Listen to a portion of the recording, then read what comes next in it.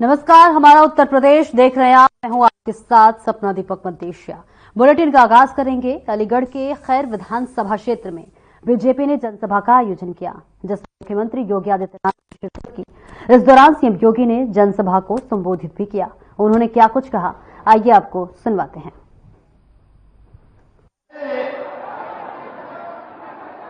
आप सबका मैं अभिनंदन करता हूं कि दोपहर 12 बजे से आप लोग यहां पर खड़े होकर के सुरेंद्र दिलेर को तो अपना आशीर्वाद दे ही रहे हैं, लेकिन इतने उत्साह के साथ आपने मेरा इंतजार किया है। बहनों और भाइयों, मैं भी प्रातः 9 बजे वाराणसी में चल करके पहले फूलपुर गया हूं, फूलपुर से कानपुर आया हूं और कानपुर से अब मैं आपके बीच खैर में आया हूं। मैं तो आज केवल आपसे यही अपील करने के लिए आया हूं, अलीगढ़ भूला नहीं होगा, अलीगढ़ को भूलना भी नहीं चाहिए। 1906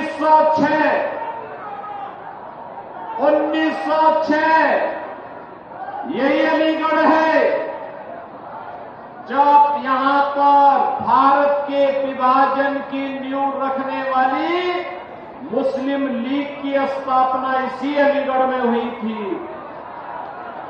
अलीगढ़ ने उनकी चलने नहीं दी, लेकिन देश को सांप्रदायिक आधार पर बांटने के उनके मंसूबे सफल हो गए। याद रखना, मुस्लिम लीग की स्थापना कराची में नहीं हुई, इस्लामाबाद में नहीं हुई, ढाका में नहीं हुई, उसकी स्थापना इसी अलीगढ़ में हुई थी। वे खतरनाक मंसूबे अभी भी समाप्त नहीं हुए और इसीलिए मैं आया हूं। उस समय जो काम समाज को बांटने का, उस समय जो विभाजन की खाई समाज को बांटने का मुस्लिम लीग कर रही थी, वही कार्य तो आज समाजवादी पार्टी आपके बीच में कर रही है, वही काम कर रही है।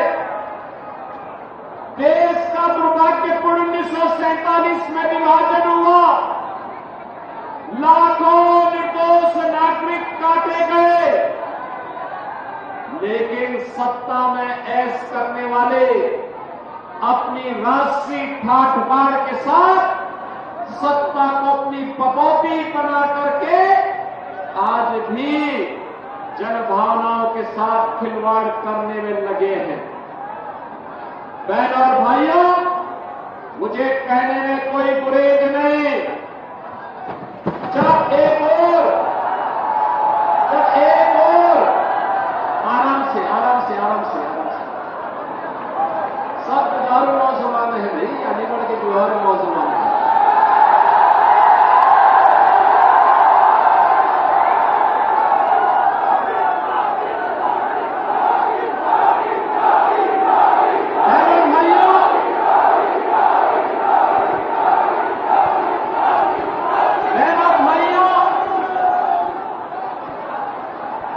सबसे यही कहने के लिए आया हूं, जो काम मुस्लिम लीग ने किया था, वही काम आज समाजवादी पार्टी कर रही है। इसलिए इनके मंसूबों को हमें सफल नहीं होने देना है, कतई सफल नहीं होने देना है। याद करिए, 2017 के पहले के उत्तर प्रदेश में यहां दंगा होता था, कर्फ्यू लगते थे, विकास के कार्य ठप पड़े हुए थे, बेटी और बहन की सुरक्षा खतरे में थी, नौजवान के रोजगार पर डकैती डालते थे, गरीब के हक पर ये लोग उसको छीनने का कार्य करते थे। 2014 में श्री नरेंद्र मोदी जी का यशस्वी नेतृत्व देश को प्राप्त होता है। मोदी जी के नेतृत्व में आज जो नया भारत हम देख रहे हैं, यह भारत बिना भेदभाव के शासन की योजना का लाभ हर गांव को, हर गरीब को, हर किसान को उपलब्ध कराने का कार्य करता है, बिना भेदभाव के उपलब्ध कराता है।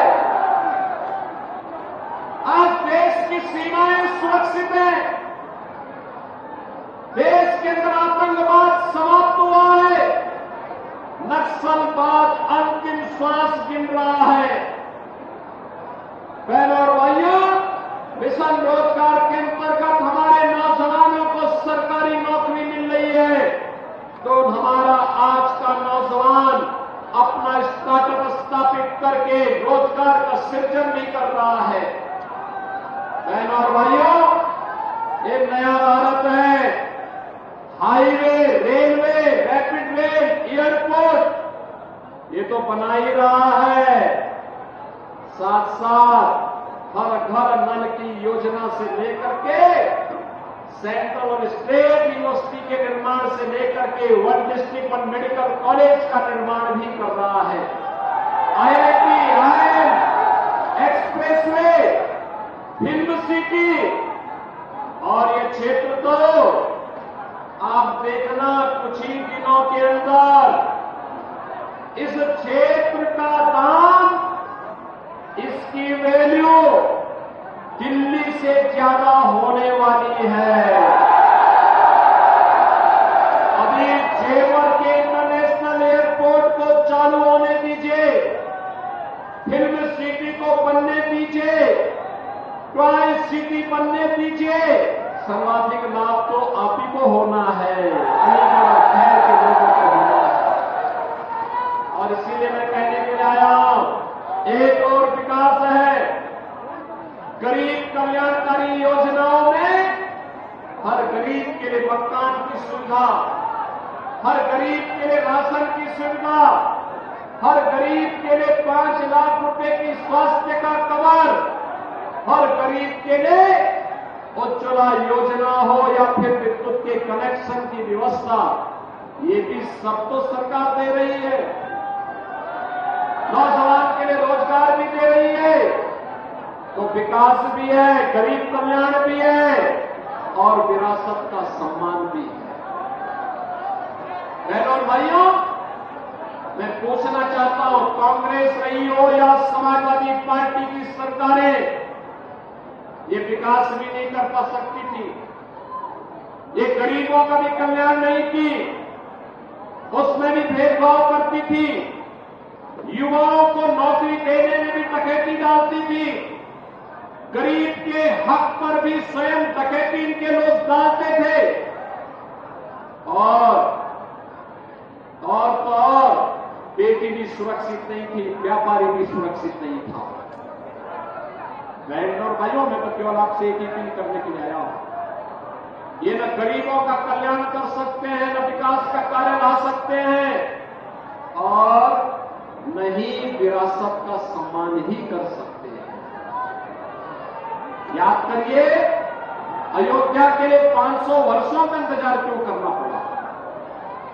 आज अयोध्या में भगवान राम का भव्य मंदिर का निर्माण हो गया, ये तब हो पाया है जब डबल इंजन की भाजपा की सरकार थी। जब डबल इंजन की भाजपा की सरकार थी, तब अयोध्या में क्यों अपमान झेलना पड़ा था? क्योंकि हम बटे थे। मथुरा में क्यों अपमान झेलना पड़ा था? क्योंकि हम बटे थे। काशी में क्यों अपमान झेलना पड़ा था? क्योंकि हम बटे थे। और बहनों और भाइयों, 1947 में 10 लाख से अधिक हिंदुओं को क्यों कटना पड़ा था? क्योंकि हम बटे थे। और इसीलिए मैं आपसे कहने के लिए आया हूं, अब बटना नहीं है, बटेंगे तो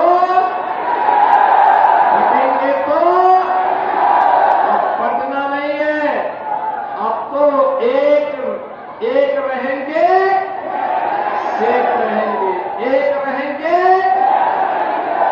और इसीलिए आपका आह्वान करने के लिए आया हूं, विकास और सुरक्षा हमारी गारंटी, विकास और सुरक्षा हमारी गारंटी, गरीब कल्याणकारी योजनाओं की हमारी गारंटी। लेकिन समाज को बांटने वाले तत्वों से सावधान रहते हुए विकसित भारत की परिकल्पना के लिए जो कार्य हो रहा है, राजा महेंद्र प्रताप सिंह जी के नाम पर अलीगढ़ में विश्वविद्यालय का निर्माण, या फिर पाकिस्तान की रूह कंपाने के लिए आपके अलीगढ़ में एक डिफेंस कॉरिडोर का निर्माण, ये सभी को आज आपके आ रहा है, ये सभी को आज आपके यहाँ आ रहा है। यहां का नौजवान जब अब सीमाओं पर जाएगा, वह भी कहेगा कि ये तोप तो मेरे अलीगढ़ में बनी है, और अलीगढ़ की तोप जब सीमाओं पर थमा पर एक साथ दुश्मन की तरफ अपनी नाल करते हुए गरजेगी, तो पाकिस्तान की रूहें काम जाएंगी। और वही आह्वान करने के लिए मैं आया हूं आपसे। भारतीय जनता पार्टी और आरएलडी ने अपने प्रत्याशी के रूप में इस उपचुनाव में श्री सुरेंद्र दिलेर को आपके सामने दिया है। बहन और भाइयों, श्री सुरेंद्र दिलेर, इनके दादा स्वर्गीय श्री किशनलाल दिलेर यहां से कई बार सांसद थे। कितनी सज्जनता की प्रतिमूर्ति थी, सज्जनता की प्रतिमूर्ति थी। ईमानदारी के साथ जनता के प्रत्येक के सुख दुख में सहभागी होने का कार्य करते थे। सबके सामने सबको सम्मान देते थे। और इनके स्वर्गीय पिता श्री राजवीर सिंह दिलेर, मेरे साथ तो दोनों लोग सांसद थे, या मेरा सौभाग्य है कि मुझे दोनों के समय में सांसद रहने का अवसर प्राप्त हुआ पाया। वहां भी सांसद, विधायक भी थे और सांसद भी थे। और इससे बहनों भाइयों, एक और अपने संस्कारों के साथ भारतीय जनता पार्टी के मूल्यों और मुद्दों के साथ जुड़े हुए सुरेंद्र दिलेर हैं। और दूसरी तरफ पूर्व विधायक स्वर्गीय मलखान सिंह के हत्यारों को संरक्षण देने वाले लोग हैं। याद रखना, अपराधियों को कभी मत आगे बढ़ने देना, कभी मत आगे बढ़ने देना। ये अपराधी और माफिया समाज के सबसे बड़े दुश्मन हैं। ये जब भी सत्ता की डोर इनके हाथ में होगी, गरीब भी परेशान होगा, बेटी की सुरक्षा खतरे में पड़ेगी, व्यापारी तबाह होगा और विकास बाधित होगा। इन अपराधियों की जगह या तो जेल होनी चाहिए, या फिर अपराधियों की जगह जहन्नुम होनी चाहिए, दूसरी जगह उनकी नहीं होनी चाहिए। और इसीलिए मैं आपसे आह्वान करने के लिए आया हूं, श्री सुरेंद्र दिलेर को कमल चुनाव चिन्ह पर चुनाव जिता के भेजना है। विजयी बना के भेजेंगे, बना के भेजेंगे। ये पीछे के लोग पीछे क्यों पीछे के हाथ खड़े नहीं हुए हैं?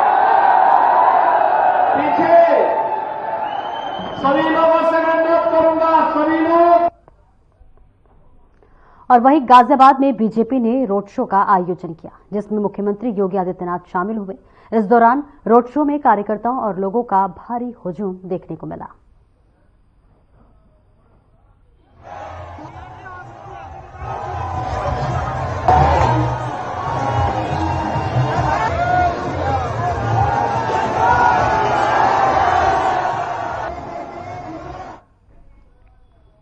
और वहीं नई दिल्ली अंतर्राष्ट्रीय बाजार में कार्यक्रम का आयोजन किया गया, जिसमें सीएम योगी आदित्यनाथ ने शिरकत की।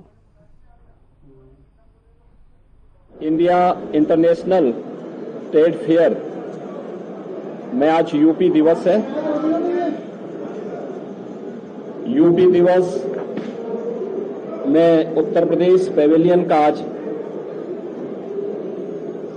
कुछ ही देर पहले मैंने शुभारंभ किया है। एशिया का ये सबसे बड़ा व्यापार मेला है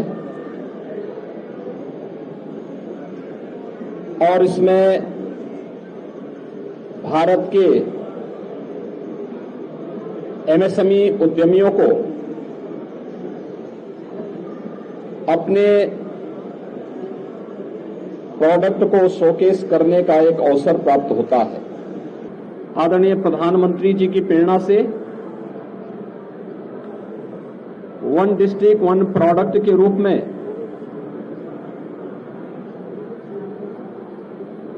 उसे वैश्विक मंच के सामने रखा है। आज वह उत्तर प्रदेश के लाखों उद्यमियों को न केवल स्वयं के उद्यम के माध्यम से स्वावलंबन की ओर अग्रसर कर रहा है, बल्कि इसके माध्यम से करोड़ों नौजवानों को हम लोगों ने नौकरी और रोजगार के साथ जोड़ने में भी सफलता प्राप्त की है। यही उत्तर प्रदेश है जो 2017-18 के पहले भारत के विकास का एक बैरियर माना जाता था। जहां निराशा थी, हताशा थी, आज वह देश के एमएसएमई सेक्टर का सबसे बड़ा बेस रखता है। 96 लाख एमएसएमई यूनिट हमारे पास उत्तर प्रदेश में मौजूद हैं और 96 लाख एमएसएमई उद्यम के साथ साथ उत्तर प्रदेश के अंदर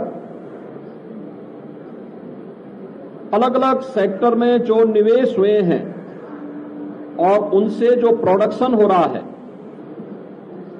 उसे भी यहां पर शोकेस करने का एक अवसर प्राप्त हो रहा है।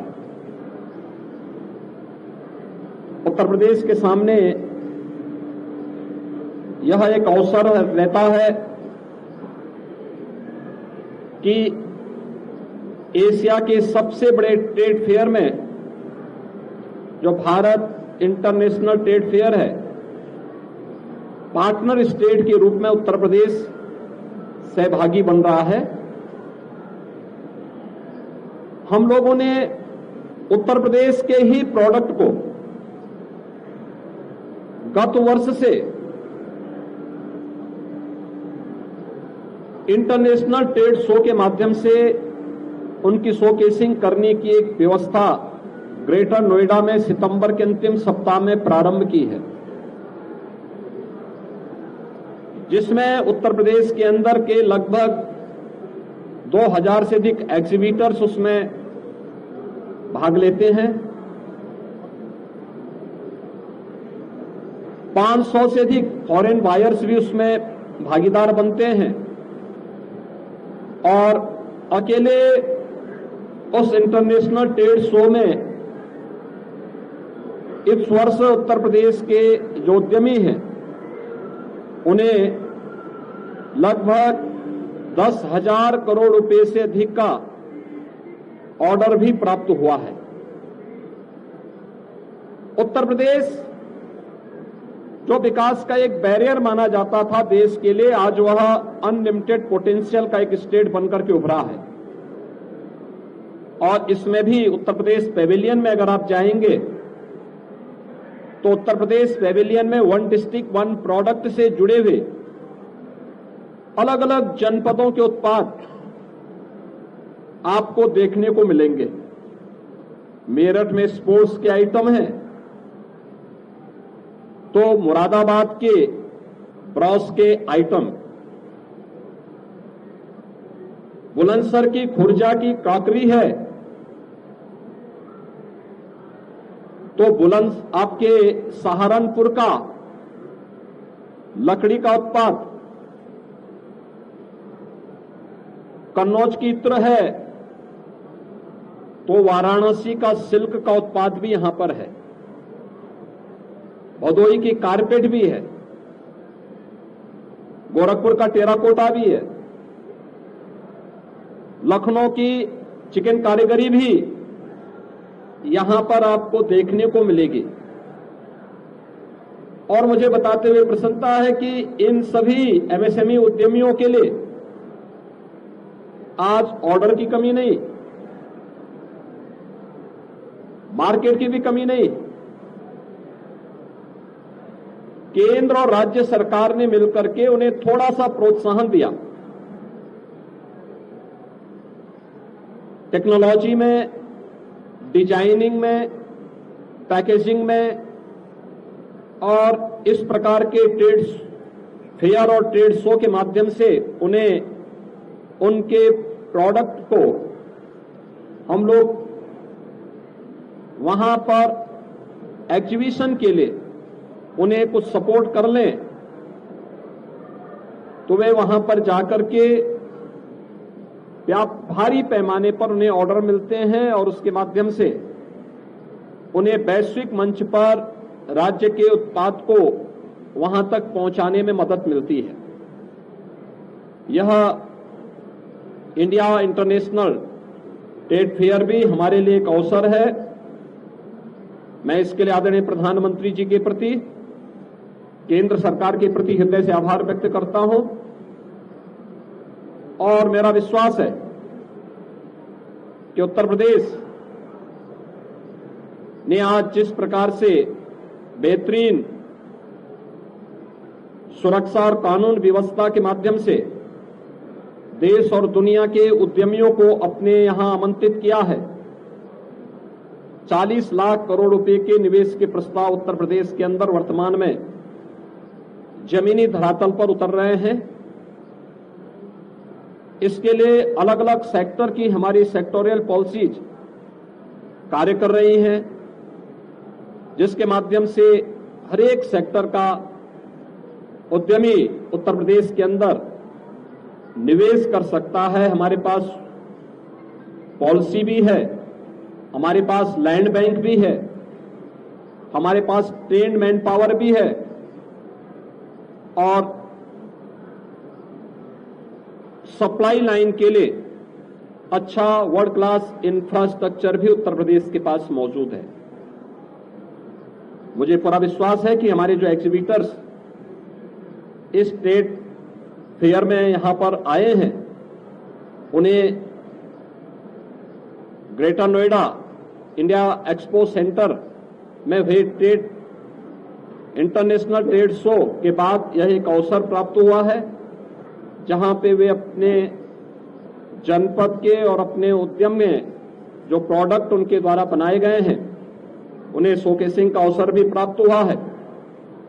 और देश और दुनिया से आए हुए जितने भी बायर्स हैं उन्हें अपने प्रोडक्ट को उन तक पहुंचाने का एक अवसर भी प्राप्त हुआ है। उत्तर प्रदेश इससे अवश्य लाभान्वित होता है। मैं इस पूरे इंडिया इंटरनेशनल ट्रेड फेयर के प्रति अपनी शुभकामनाएं देता हूं और जो भी एग्जीबिटर्स यहां पर उपस्थित होकर के इसे सफल बनाने में योगदान दे रहे हैं, उन सब का अभिनंदन करता हूं।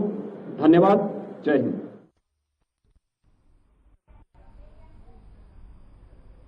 और बुलेटिन में मेरे साथ इतना ही और अब वक्त हो चला है डॉक्टर राकेश गुप्ता के साथ हमारे खास कार्यक्रम प्लस माइनस का। नमस्कार।